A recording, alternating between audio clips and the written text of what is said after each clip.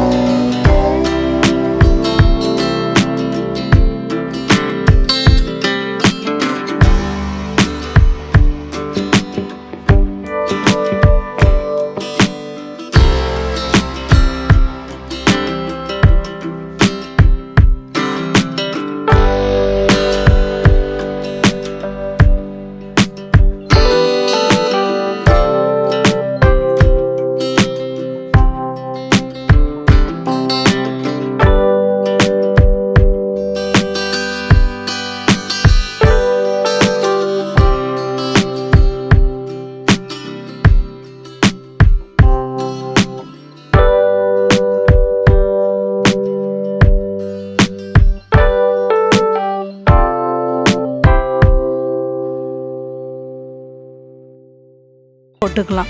பச்சை மிளகாய் ஒரு 3 பொடியாக அரிஞ்சு போட்டுக்கலாம்.